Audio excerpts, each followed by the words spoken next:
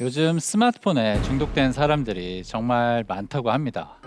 하루에 몇 시간씩 페이스북이나 인스타그램과 같은 SNS를 들여다보는 사람들 많죠. 또 아침에 눈 뜨면 하루 일과를 뉴스 보는 것부터 시작을 하고요. 틈만 나면 계속 뉴스를 보는 사람들도 많습니다. 또 시간만 나면 유튜브나 틱톡의 동영상을 몇 시간씩 보는 사람들도 정말 많고요.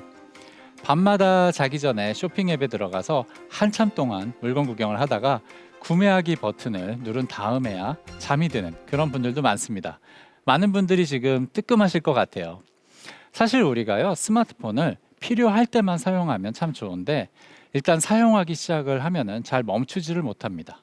또 사용을 안 하면 자꾸 불안해지고 자꾸 사용하고 싶다는 욕구가 생기기도 합니다. 스마트폰 중독인 거죠. 근데 많은 사람들이 이런 스마트폰 중독을 자기 자신의 책임이다. 내 의지가 약해서 그렇다. 이렇게 생각을 하는데요. 전혀 그렇지가 않습니다. 우리가 스마트폰에 중독이 되는 이유가요. 우리 의지가 약해서 그런 게 아니고요. 지금 경제 시스템이요. 스마트폰 앱에 대한 중독을 이익으로 전환시키는 그런 경제 시스템이 만들어지고 있기 때문입니다. 우리 의지가 약해서 그런 게 아니고요. 세상이 변하고 있는 거죠. 세상의 경제 시스템이 지금 바로 중독 경제로 변화를 하고 있습니다. 그래서 우리가 이 중독 경제를 제대로 이해해야 지금 세상에 어떤 변화가 생기고 있는지, 또 우리가 어떻게 살아가야 하는지 그 방법을 찾아낼 수가 있습니다. 그럼 이쯤에서 많은 분들이 스마트폰 중독이 정확하게 무엇인가요? 이런 궁금증을 가지실 것 같은데요. 그래서 우선 거기에 대해서 좀 설명을 드리겠습니다. 사실 중독을 이야기할 때 두 가지 기준이 있어요. 하나는 정신의학계에서 말하는 기준인데요. 정신의학계에서 말하는 중독은요, 질병으로서의 중독입니다. 정신의학계에서는 사실은 질병을 진단하고 치료를 해야 되겠죠. 그래서 아주 심한 그런 수준의 중독만 중독이라고 정의를 하게 돼 있습니다. 가령 예를 들어서 마약 중독 같은 경우를 정신의학계에서는 중독이라고 보고 있습니다. 이런 질병으로서의 중독 관점에서는요, 스마트폰 중독은 중독으로 이제 해당이 되지는 않습니다.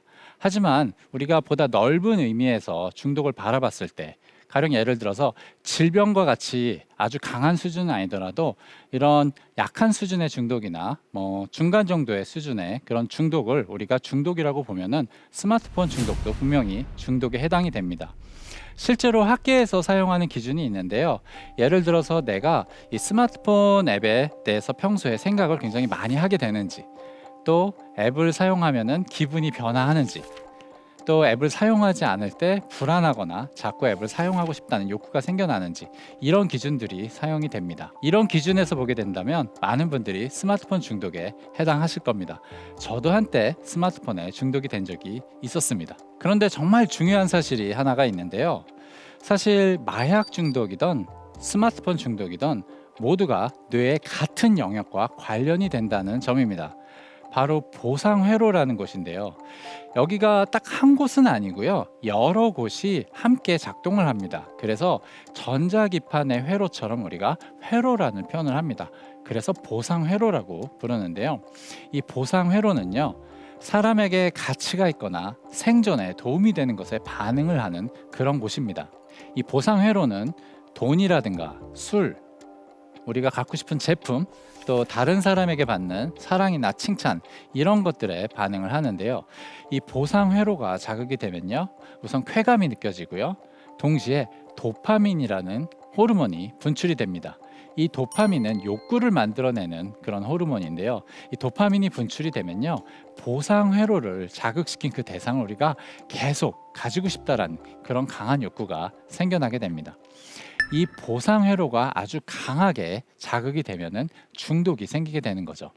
마약은 이 보상 회로를 아주 강하게 자극하는 좀 극단적인 경우고요. 음식이나 술, 돈, 사랑, 이런 것들도 모두 보상 회로를 자극을 하고요. 그래서 중독을 만들어낼 수가 있습니다. 이 보상 회로와 관련된 재밌는 실험이 하나 있는데요. 캐나다의 심리학자인 제임스 올즈하고 피터 밀러가 쥐를 가지고 한 실험이에요. 이 실험용 쥐의 머리에다가요, 전기 막대기를 꼽아 가지고요, 쥐들이 직접 스위치를 눌러가지고 자기의 보상 회로를 자극을 시킬 수 있게 해줬습니다. 이렇게 했더니 어떤 일이 발생을 했느냐? 쥐들이 잠도 안 자고 먹지도 않고 계속 스위치만 누르고 있는 거예요. 어떤 쥐의 경우에는요, 1시간에 7,000번이나 스위치를 누르고 있었다고 합니다. 쥐들이 더 이상 이성에도 관심을 안 보이고 갓 태어난 새끼도 돌보지 않고 음식도 먹지 않고, 그래서 쥐들이 굶어 죽는 것을 막기 위해서 실험을 중단할 수밖에 없었다고 합니다. 그만큼 보상 회로를 직접 자극시킬 수 있는 게 정말 무서운 거죠. 그런데 사람한테는요, 이런 일이 생길 수가 없어요. 왜냐하면요, 아무리 자기가 보상 회로를 강하게 자극을 하고 싶어도요, 음식을 우리가 하루 종일 먹고 있을 수는 없겠죠.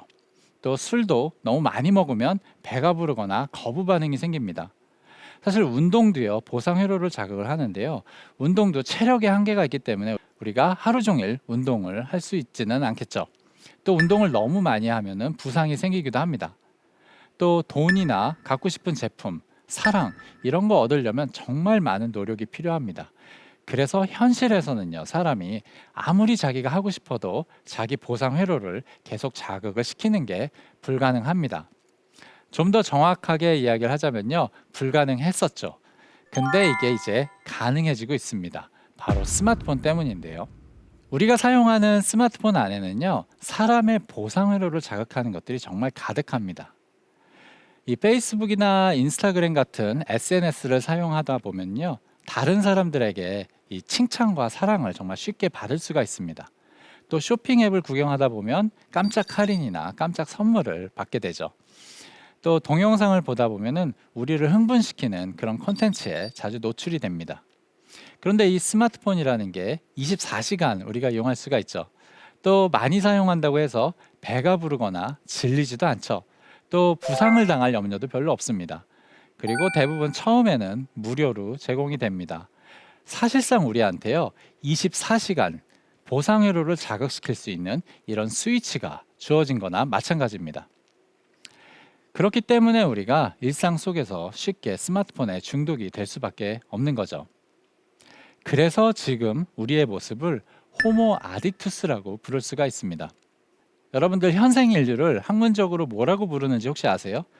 호모 사피엔스라고 부릅니다. 이 다양한 호모 속에 속하는 그런 이제 인류 중에서 가장 머리가 좋은 지혜를 가진 인류라는 의미에서 호모 사피엔스라고 부르는 거죠. 이렇게 부르는 것을 학계에서는 이명법이라고 하는데요. 이런 이명법을 사용해서 우리가 갖고 있는 특징들을 많이 묘사를 합니다. 예를 들어서 이성적이고 합리적인 인간이라는 의미에서 호모 이코노미쿠스라는 그런 말도 있고요. 이 사회적 인간이라는 의미에서 호모 소시우스라는 말도 있습니다. 이런 이명법을 사용해서 지금 우리의 모습을 표현해 본다면 늘 중독되는 인간, 언제 어디서나 쉽게 중독되는 인간, 그런 의미에서 호모 아딕투스라고 부를 수가 있겠습니다. 자, 그럼 여기서 한 가지 중요한 질문을 던져보도록 하겠습니다. 왜 스마트폰 앱 안에는요, 우리의 보상 회로를 자극시키는 게 이렇게 많은 걸까요? 원래 스마트폰이란 게 그런 걸까요? 그렇지가 않습니다. 스마트폰이 처음 등장한 게요, 2007년인데요. 저도 2007년부터 스마트폰을 사용하기 시작을 했습니다.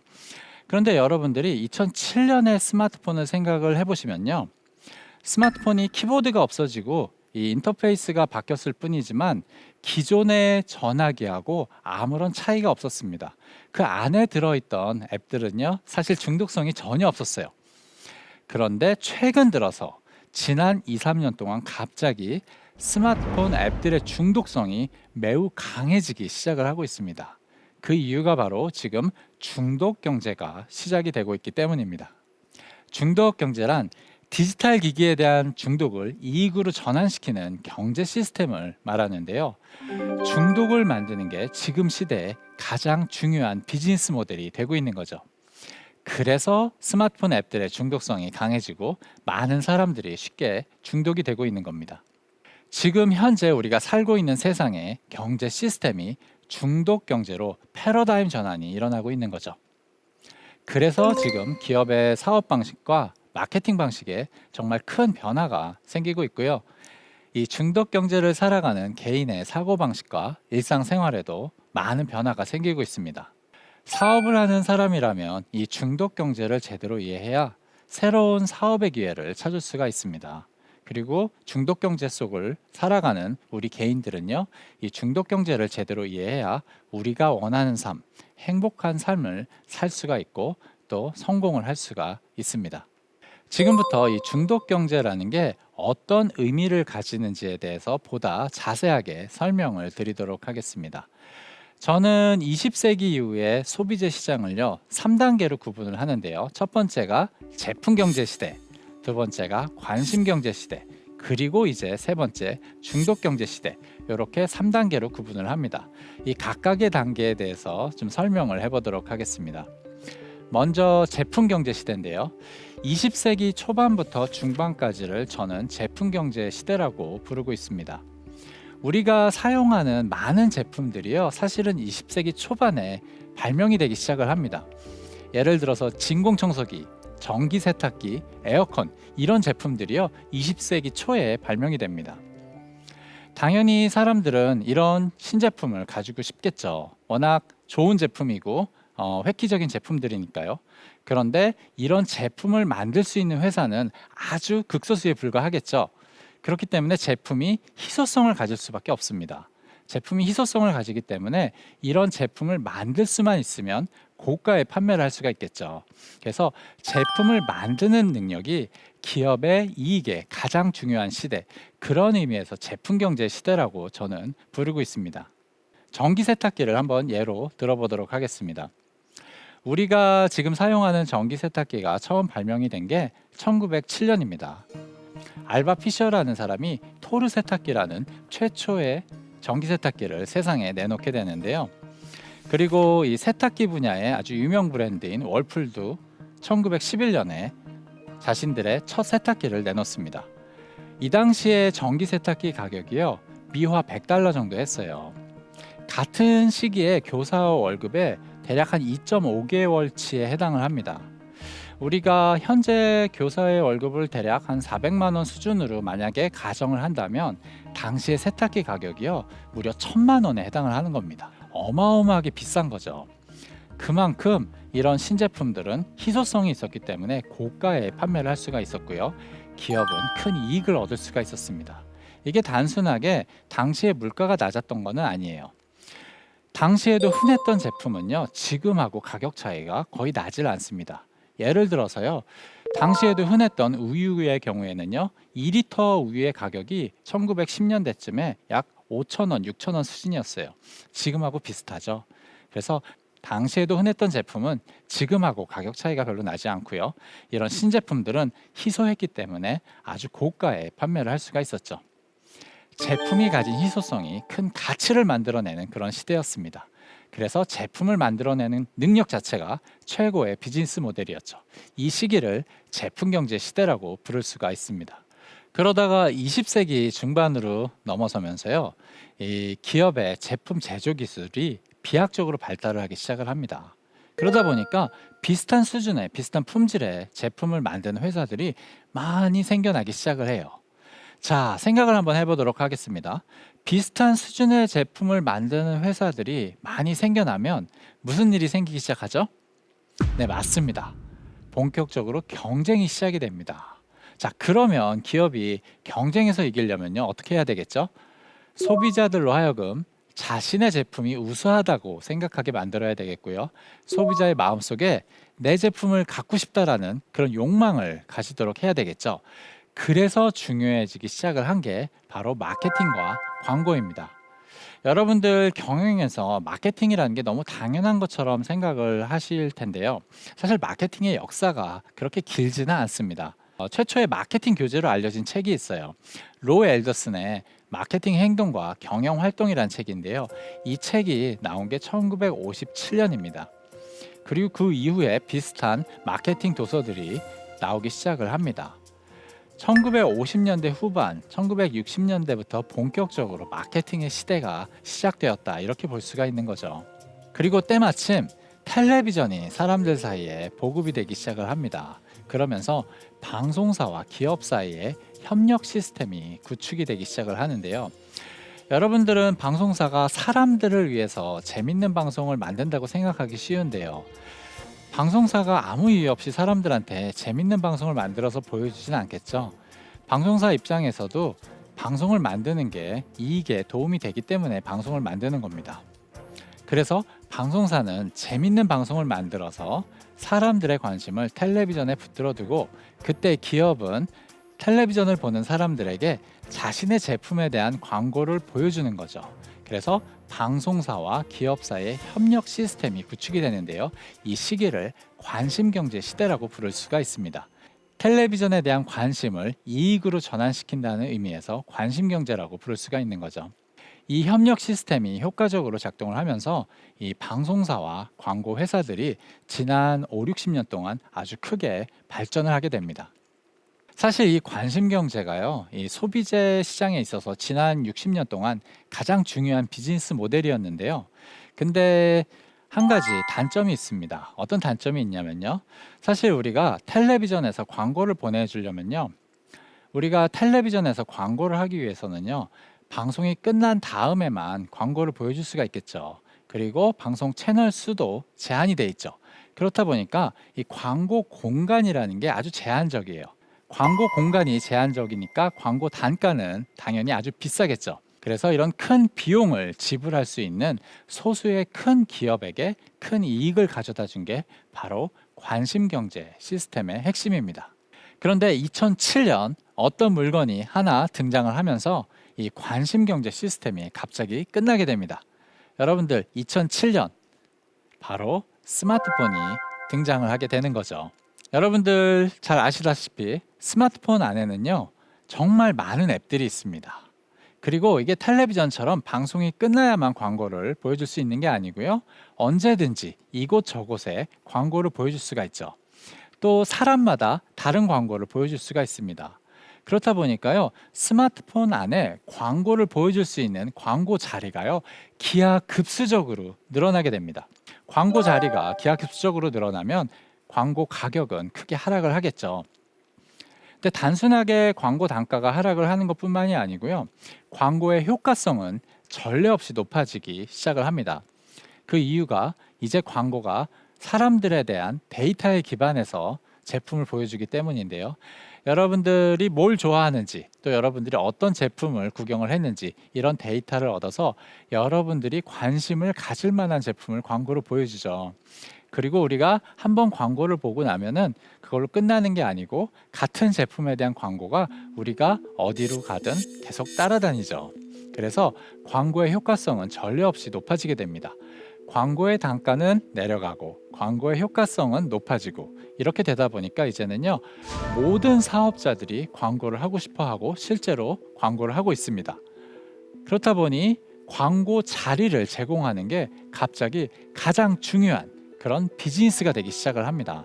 스마트폰 안에 광고 자리를 제공하는 게 많은 테크 기업에게 가장 중요한 비즈니스가 되는 거죠. 어떤 의미에서 지금 시대에 황금알을 낳는 거위라고도 할 수가 있습니다. 이게 엄청난 변화인데요. 과거에는요, 광고라는 게 물건을 팔기 위한 수단에 불과했어요. 근데 갑자기 광고 자리를 제공하는 것 자체가 비즈니스의 목적이 되기 시작을 하는 거죠. 그래서 많은 테크 기업들이 사실은요, 광고 사업자라고 볼 수가 있습니다. 우리가 미국의 빅테크 기업이라고 부르는 구글이나 페이스북, 아마존, 이런 데들이 전부 다 사실은 광고 사업자들입니다. 페이스북 같은 경우는요, 매출의 98%가 광고에서 나오고요. 아마존 같은 경우는 미국 2위의 광고 사업자고, 구글 같은 경우가 바로 미국 1위의 광고 사업자인데요. 매출의 8, 90%가 광고에서 나오고 있습니다.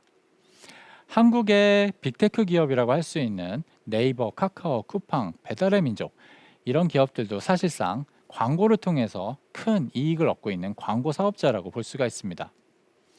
예전에는 광고가 물건을 팔기 위한 수단이었다면, 이제는 광고 자료를 제공하는 게 많은 기업들에게 가장 중요한 돈벌이, 비즈니스가 되기 시작을 하는 거죠. 자, 그러면은 광고 사업자 입장에서는요, 어떻게 해야 돈을 더 많이 벌 수가 있을까요? 사람들로 하여금 앱에 최대한 자주 들어오게 만들고 더 많은 시간을 보내게 만들어야 되겠죠. 그래야 사람들이 광고를 많이 보니까요. 또 앱 안에서 많은 활동을 하게 만들어야 됩니다. 그래야만 그들에 대한 데이터를 많이 얻어서 광고의 효과성을 높일 수가 있습니다. 한마디로 중독을 목표로 할 수밖에 없는 거죠. 그래서 지금 중독 경제가 출현할 수밖에 없는 겁니다. 중독 경제가 출현할 수밖에 없는 두 가지 이유가 있는데요. 소비의 성격이 크게 변화했다는 겁니다. 과거에는요, 우리의 소비라는 게 일회적이고 단편적이었어요.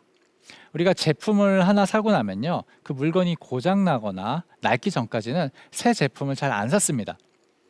매장을 가더라도요, 하나의 매장에서 판매하는 물건이 제한적이다 보니까 한 매장에 가면 몇 가지 물건을 못 사죠. 다른 물건을 사려면 또 다른 매장에 가야 했습니다.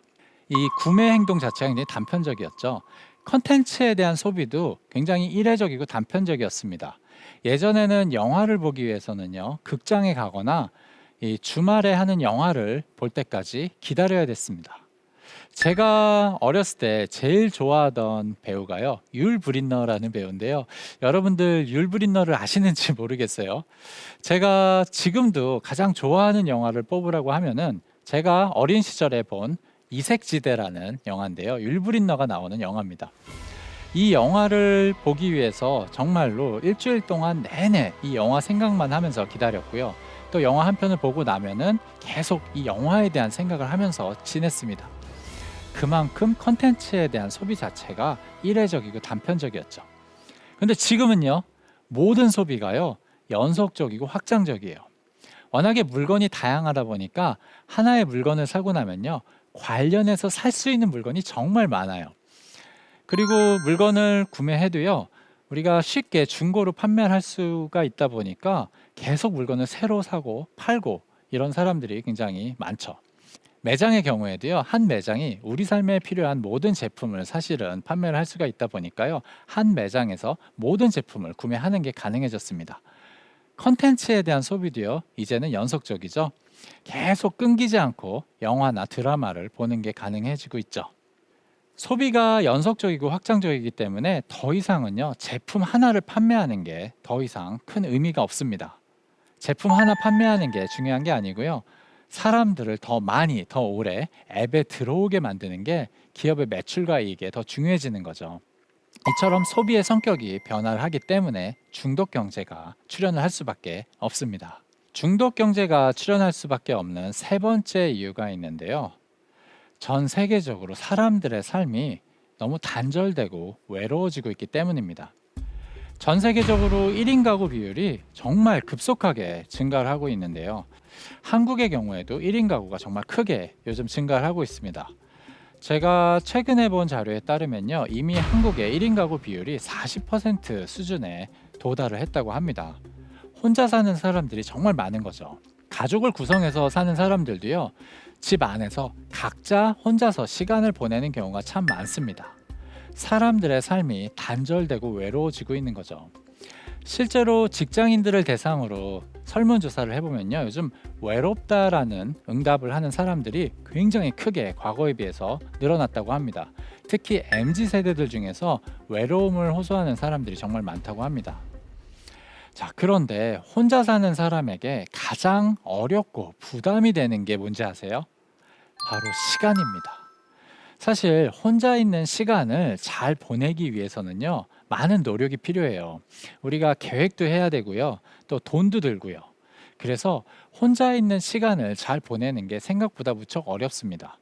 그래서 사람들은요, 별다른 노력 없이, 계획 없이, 그 다음에 많은 돈을 쓸 필요 없이 쉽게 시간을 보낼 수 있는 무언가를 찾게 되겠죠. 그게 바로 스마트폰이 되고 있는 겁니다.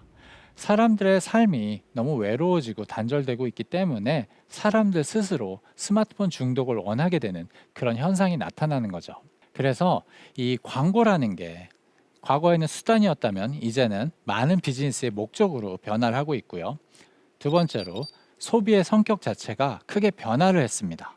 세 번째는 사람들의 삶이 외로워지고 단절되기 시작을 했습니다. 그렇다 보니까 많은 기업들이 이제는 물건 하나 판매하는 것을 중요하게 생각하는 게 아니고 사람들로 하여금 더 많은 시간을 앱에서 보내게 만들고 그 안에서 많은 활동을 하게 만드는 것을 목표로 하게 됩니다. 그래서 지금 중독 경제가 출현을 할 수밖에 없는 거죠. 지금부터는요, 제가 중독 경제에 대해서 보다 자세하게 좀 설명을 드리고자 하는데요. 현재 중독 경제는요, 5가지 영역에서 일어나고 있습니다. SNS, 컨텐츠, 게임, 쇼핑, 뉴스, 이렇게 5개 분야에서 중독 경제가 만들어지고 있는데요. 이 5가지 영역에서 사실 테크 기업은 자신들의 앱에 대한 중독을 만들어내고 있습니다. 영역은 이렇게 5가지로 구분할 수 있지만 그 안에서 사용되는 중독의 장치는 사실상 공통적인데요. 그래서 이 중독의 장치를 중심으로 제가 중독 경제에 대해서 설명을 드려보도록 하겠습니다. 첫 번째는 불규칙적 보상인데요. 우리가 보상을 받을 때 내가 보상을 받는구나, 어떤 보상을 받는구나, 이렇게 알고 보상을 받을 때보다 보상을 받는지 모르고 받을 때, 혹은 어떤 보상을 받는지 모르고 받을 때 사실은 훨씬 더 큰 그런 즐거움을 느끼게 돼 있습니다. 그래서 우리가 깜짝 선물을 받으면 큰 즐거움을 느끼게 되는 겁니다. 실제로 우리가 선물을 받을지 알고 선물을 받을 때보다 선물을 받을지 모르는 상황에서 깜짝 선물을 받으면 감정이 400%, 4배나 더 강하다는 그런 연구 결과도 있습니다. 실제로 뇌과학 연구자들이 이런 불규칙적 보상이 어떤 효과가 있는지 실제로 뇌의 활동을 들여다보면서 실험을 한 적이 있는데요. 여러분들 MRI라는 기계 아시죠? 이 뇌 활동을 측정하기 위한 그런 기계인데요. 이 실험 참가자들을 MRI 기계 안에 눕혀놓고서 이 빨대를 통해서 그들에게 물이나 주스를 이렇게 몇 방울씩 주는 그런 실험을 합니다. 물은 별로 맛이 없죠. 주스는 달콤하니까 좋죠. 이 주스가 바로 보상인데요. 한 조건에서는 사람들이 물과 주스가 규칙적인 간격으로 제공이 됐어요. 다른 조건에서는요, 언제 주스가 나오고 언제 물이 나오는지 사람들이 모르는 상태에서 물과 주스가 제공이 됐습니다. 그리고 나서 뇌 활동을 관찰을 해봤는데 물과 주스가 불규칙적 간격으로 제공이 될 때 뇌의 보상 회로가 훨씬 더 강하게 자극이 된다는 게 확인이 됐습니다. 그만큼 보상이라는 게 불규칙적으로 제공이 되면요, 뇌의 보상 회로가 더 강하게 자극이 되는 거죠. 그래서 불규칙적 보상이 중독을 만들어낼 수 있는 겁니다. 이 불규칙적 보상이 설명해 주는 게 바로 슬롯머신인데요. 여러분들 슬롯머신이라는 그런 게임기 아시죠? 라스베가스 1층에 가면요, 이 호텔 1층에 슬롯머신 기계가 가득 깔려 있는데요. 이렇게 라스베가스에 여행을 가보게 되면은 슬롯머신 앞에 앉아가지고 하루 종일 버튼을 누르고 있는 사람들이 생각보다 굉장히 많습니다. 그러면 굉장히 궁금해져요. 왜 저렇게 단순하고 재미없는 그런 게임을 저렇게 오랫동안 하고 있을까? 근데 정말 재밌는 게 뭐냐면요, 이 단순하고 재미없어 보이는 게임이 이 라스베가스 호텔 매출의 거의 70~80%를 책임지고 있다고 합니다.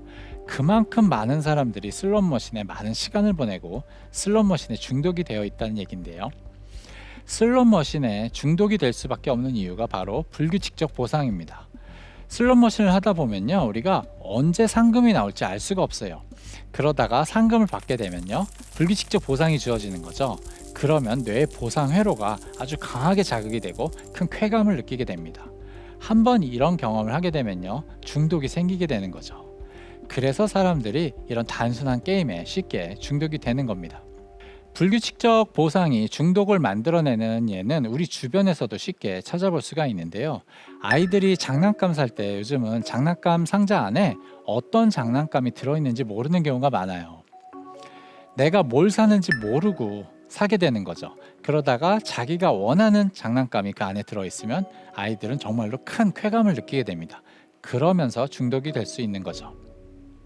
또 유튜브를 보다 보면요, 이 초콜릿인데 초콜릿 안에 장난감이 숨겨져 있는 그런 초콜릿을 깨는 그런 동영상이 있습니다.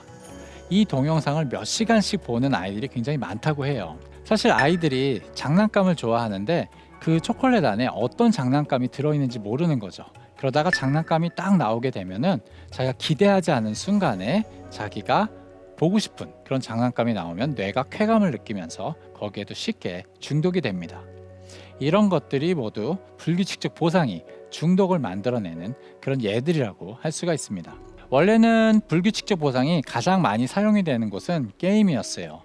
여러분들 게임 많이 하시면요, 요즘에 아이템, 여러분들이 승리해서 아이템을 얻거나 돈 주고 아이템을 사도 어떤 아이템을 받게 되는지 대부분의 경우 모릅니다.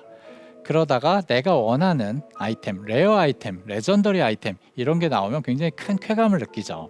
그래서 게임 안에는 이 불규칙적 보상이라는 게 기본적으로 원래 사용이 되고 있는데요.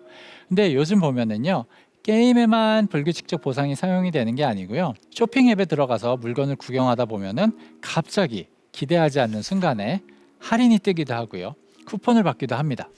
이런 것들이 다 불규칙적으로 보상을 받는 거죠. 랜덤 박스라고요, 그 안에 어떤 제품이 들어있는지 사람들한테 알려주지 않고서 판매하는 그런 제품도 있습니다. 이런 것들이 전부 다 사람들이 기대하지 않는 순간에 자기가 원하는 제품을 얻게 하는 그런 장치들이죠. 그러면은 뇌가 큰 쾌감을 느끼면서 쉽게 중독이 됩니다. 스마트폰 앱이 중독을 만들어내는 두 번째 장치는요, 바로 보상에 대한 신호인데요. 사실 우리가 보상을 받을 때 그냥 보상을 받는 것보다 보상을 받는 순간에 화려한 그래픽이나 듣기 좋은 소리가 함께 제공이 되면요, 뇌 보상 회로가 자기가 보상을 받았다는 사실을 훨씬 강하게 인식을 하게 됩니다. 그게 슬롯머신이 사람들을 중독시키는 또 다른 이유인데요. 여러분들 슬롯머신에서 상금이 나올 때 그냥 상금만 나오는 게 아니고요, 굉장히 듣기 좋은 소리가, 화려한 현란한 소리가 함께 나옵니다. 그러면 뇌가 내가 상금을 받는구나, 이 사실을 강력하게 인식을 하게 되는 거죠. 또 게임을 하다 보면요, 여러분들 아이템을 개봉할 때 그냥 아이템이 열리지 않죠. 굉장히 화려한 그래픽이 사용하고 또 현란한 소리가 나옵니다. 따다다다다 하면서 아이템이 이렇게 개봉이 됩니다. 그러면 뇌 보상 회로가 내가 지금 보상을 받는구나, 이 사실을 강력하게 인식을 하게 됩니다. 이런 것들이 원래는 게임에서 주로 사용이 되는 건데요, 지금은 쇼핑 앱에서 할인을 받거나 아니면은 자기 관리나 자기 개발 앱을 사용할 때, 목표를 달성할 때, 이럴 때도 이런 보상에 대한 신호가 함께 제공이 되고 있습니다. 이런 것들이 모두 중독을 강화시키는 그런 장치들입니다. 세 번째는 사회적 보상인데요. 이 사회적 보상이라는 건요, 다른 사람들에게 받는 사랑과 칭찬, 인정, 이런 것을 말을 합니다. 여러분들 아기 때 생각은 잘 안 나실 거예요. 근데 만약에 주변에 아기들이 있다고 하면은 한번 잘 관찰해 보세요. 아기들은요, 정말 쉽게 칭찬을 받습니다. 정말 뭘 해도 칭찬을 받고 사랑을 받는 게 아기들이죠. 아기들이 그냥 손만 이렇게 흔들어줘도 사람들이 이쁘다, 사랑스럽다고 칭찬해 주죠. 밥만 먹어도 밥 잘 먹는다, 응가를 해도 응가 잘한다. 아기들은요, 정말 칭찬을 많이 받아요. 근데 우리가 성인이 되는 순간부터 칭찬을 받는 게 정말 어렵습니다. 여러분들 한번 생각을 해보세요. 오늘 하루 동안 칭찬 몇 번이나 받아보셨어요? 아마 대부분의 사람들은요, 0번일 겁니다. 성인이 되면요, 사람들이 내게 칭찬을 잘 안 해줍니다. 우리가 아기 때는요, 정말 쉽게 사람들의 칭찬을 받았는데 어느 순간부터 누구도 나를 칭찬을 잘 안 해주는 거죠. 그런데 나를 칭찬해주는 그런 수단이 스마트폰 안에 생겼습니다. 바로 SNS인데요. 여러분들 SNS에 사진을 올리거나 동영상을 올리거나 글을 쓰면 다른 사람들이 좋아요를 눌러주거나 칭찬 댓글을 작성을 해줍니다. 이게 바로 다른 사람들에게 사랑과 칭찬, 인정을 받는 거죠. 바로 사회적 보상입니다. 성인들이 쉽게 사회적 보상을 받을 수 있는 장치가 생긴 거예요. 그래서 많은 사람들이 스마트폰에 쉽게 중독이 되는 거죠. 좋아요 버튼으로 유명한 이 페이스북에 대해서 조금만 더 설명을 드려보도록 하겠습니다. 원래 페이스북에는 좋아요 버튼이 없었어요. 사람들이 다른 사람이 올린 글에 대해서 직접 글로써 코멘트 방식으로 이렇게 댓글을 다는 방식이었는데요. 페이스북 내부에서 좋아요 버튼을 도입하자는 그런 아이디어가 나왔었다고 합니다. 이 페이스북의 창업자인 마크 저커버그가 좋아요 버튼 도입하는 것을 2년이나 반대를 했었다고 해요.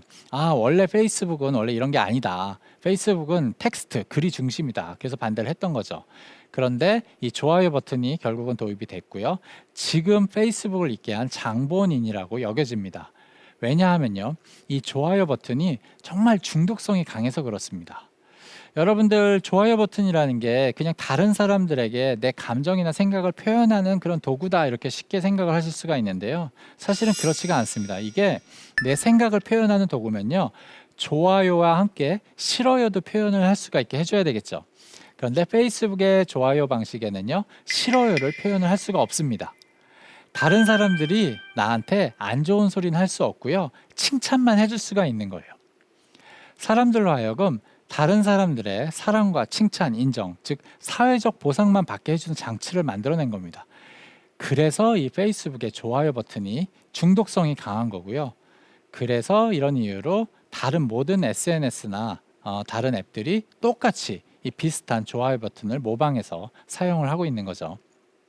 한마디로 사람들이 현실에서는 받기 어려운 다른 사람들의 사랑과 칭찬을 아주 간단하게 좋아요 버튼 하나로 받을 수 있게 해주는 그런 장치인 거죠. 그래서 페이스북이나 인스타그램과 같은 SNS가 중독성이 강할 수밖에 없습니다. 그런데 이 사회적 보상이라는 게요, 이 SNS뿐만이 아니고요, 요즘은 거의 대부분의 앱에 공통적으로 사용이 되고 있죠. 심지어 쇼핑 앱에도 여러분들이 리뷰를 작성하거나 구입한 후에 자기 어떤 이제 착장샷이나 이런 사진을 올리게 되면 사람들이 좋아요 버튼을 눌러주고 댓글을 달아줍니다. 쇼핑 앱뿐만이 아니고 자기 관리 앱이나 대부분의 앱에 요즘 이런 비슷한 시스템이 사용이 되고 있습니다. 사람들로 하여금 다른 사람들의 칭찬과 인정을 쉽게 받을 수 있게 도와줘서 중독을 만들어내고 있는 거죠. 스마트폰 앱이 중독을 만들어내는 네 번째 장치는 흥분인데요. 우리가 강렬한 흥분을 느끼게 되면요, 사실 큰 쾌감을 느끼고 이 쾌감을 느끼게 되면 또 중독이 되기가 쉽습니다. 여러분들 롤러코스터를 타게 되면요, 무섭기도 하지만 동시에 쾌감을 느끼잖아요. 이런 것들이 사실 중독을 만들어내는데요. 우리가 스마트폰으로 동영상을 보다 보면 자기도 모르게 자기를 흥분시키는 그런 자극에 쉽게 노출이 될 수밖에 없습니다. 유튜브의 알고리즘이 사람을 쉽게 중독시키는 이유가 바로 여기에 있는데요.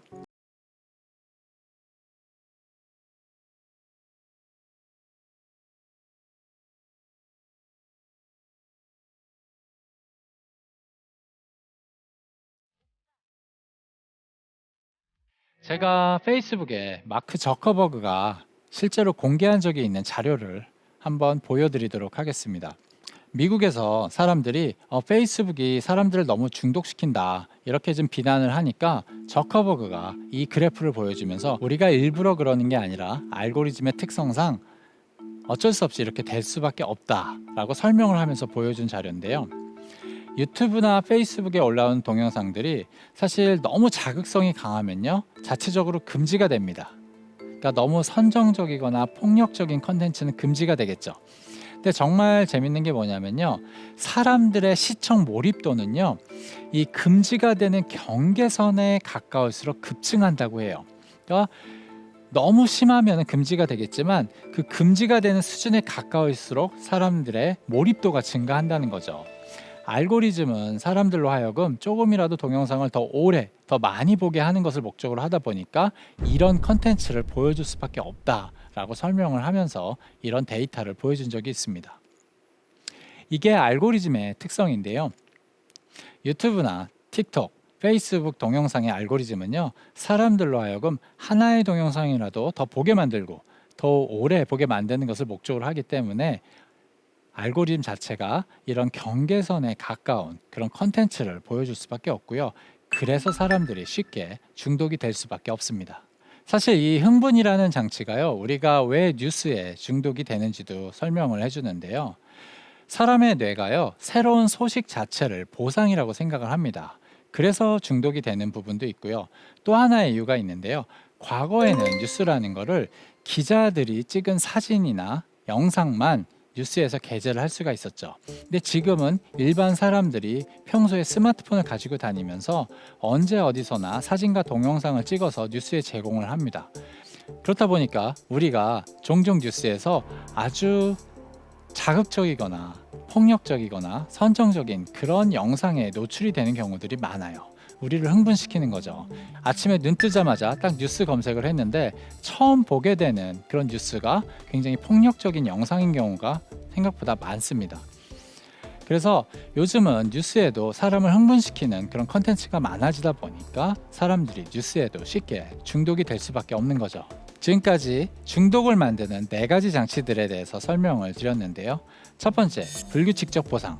두 번째, 보상에 대한 신호. 세 번째, 사회적 보상. 마지막, 흥분. 이렇게 4가지 장치가 있습니다.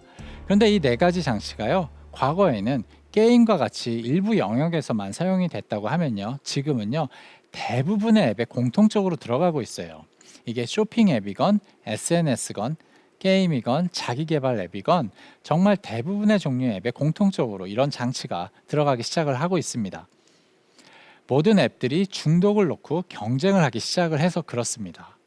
앱이 구조적으로 굉장히 유사해지기 시작을 하는 거죠. 모두 중독을 만들어내기 위해 경쟁을 하다 보니까 앱들이 서로 유사해지는 그런 현상이 나타나고 있는 거죠. 이런 것이 바로 중독 경제의 가장 중요한 특징이라고 말을 할 수가 있습니다. 자, 그러면은 이제 메타버스에 대해서 좀 설명을 드릴 텐데요. 지금까지는 중독 경제에 5가지 영역이 있다고 말씀을 드렸습니다. SNS, 컨텐츠, 게임, 쇼핑, 뉴스 이렇게 5가지 중독 경제 영역이 있었는데 지금 6번째 영역이 바로 메타버스입니다. 요즘 페이스북이나 구글과 같은 빅테크 기업들이 메타버스에 엄청난 투자를 하고 있죠. 페이스북 같은 경우는 아예 사명 자체를 메타로까지 바꾸면서 지금 이 메타버스 사업에 집중을 하고 있는데요. 근데 여러분들이 메타버스에 대해서 좀 공부를 해보거나 좀 조사를 해보면은 굉장히 어려우실 거예요. 메타버스라는 게 정의도 불분명하고 왜 이게 중요한지 쉽게 이해를 하기가 어렵습니다. 그냥 무작정 단순히 이건 좋은 거야 이렇게 여겨지는 경우가 많은데요. 제가 메타버스가 앞으로 왜 중요하게 될 수 있을지에 대해서 중독 경제 관점에서 간단하게 설명을 드려보도록 하겠습니다. 메타버스는 아바타를 사용하거나 우리가 VR 기기를 사용을 하는데요. 아바타를 사용을 하건 이 VR 기기를 사용을 하건 기존의 SNS보다도요, 이 현장감이나 실제감이 훨씬 강할 수가 있습니다. 현장감이나 실제감이 강하기 때문에 이게 기존의 SNS보다 훨씬 더 강한 중독성을 만들어낼 수가 있고요. 두 번째가 중요한데요. 기존의 SNS는요, 사실 SNS를 통해서 다른 사람들의 사랑과 칭찬을 받을 수 있는 사람들이 제한적이에요. 현실 속에서 외모가 뛰어나거나 돈이 많은 사람들이 다른 사람들의 칭찬을 쉽게 받을 수 있는 게 바로 SNS의 중요한 특징이죠. 반면에 메타버스는요, 현실의 제약을 받지 않습니다. 현실의 외모가 어떻든 내가 돈이 많건 적건 사실 메타버스 세상에서는요, 누구든지 다른 사람의 사랑과 칭찬을 받는 게 가능하죠. 그래서 메타버스에 참여하고 메타버스에 중독될 수 있는 사람들은요, 기존의 SNS보다 훨씬 많을 수밖에 없어요. SNS와 비교하여 다른 사람들의 사랑과 칭찬을 훨씬 쉽게 받을 수 있게 해주는 게 메타버스이기 때문에 기존의 SNS보다 더 많은 사람들을 중독시킬 가능성이 있는 게 바로 메타버스인 거죠. 그렇다고 해서 지금 메타버스가 중독성이 강하다고 말하기는 아직은 어렵습니다. 아직 기술적으로 이 강한 중독성을 만들어내고 있지는 못한데요. 우리가 앞으로 한 5년, 10년을 생각해 본다고 하면은 지금 SNS하고는 비교할 수 없을 정도로 강한 중독성을 만들어낼 가능성이 있는 게 바로 메타버스라고 할 수가 있습니다. 그래서 SNS, 즉 페이스북이랑 인스타그램 다음에 사업 모델을 고민하고 있는 페이스북 입장에서는 이게 우리의 미래 먹거리다라고 생각을 하고 지금 메타버스 사업에 정말 전력을 다하고 있는 거고요. 그래서 많은 테크 기업들이 메타버스를 가장 중요한 미래 성장 동력으로 보고 있는 겁니다. 지금까지 중독 경제에 대해서 여러분께 설명을 드렸습니다. 요즘 스마트폰에 중독된 사람들이 정말 많은데요. 우리가 스마트폰에 쉽게 중독되고 있는 게요, 절대로 우리 의지가 약해서 그런 게 아닙니다. 우리가 살고 있는 경제 시스템 자체가 중독 경제로 바뀌고 있기 때문인 거죠. 스마트폰에 대한 중독을 이익으로 전환시키는 중독 경제로 우리 사회가 변화하고 있기 때문에 우리가 중독이 될 수밖에 없는 겁니다. 그래서 지금 시대가 중독 경제 시대라는 것을 명확하게 이해할 필요가 있습니다. 그래야 사업자들은 새로운 사업 기회를 찾을 수가 있고요. 개인은 중독 경제 속에서 중독되지는 않으면서 자신이 원하는 삶을 살 수가 있습니다. 그래서 다음 시간에는요, 중독 경제 시대를 살아가는 방법에 대해서 한번 이야기를 해보려고 합니다.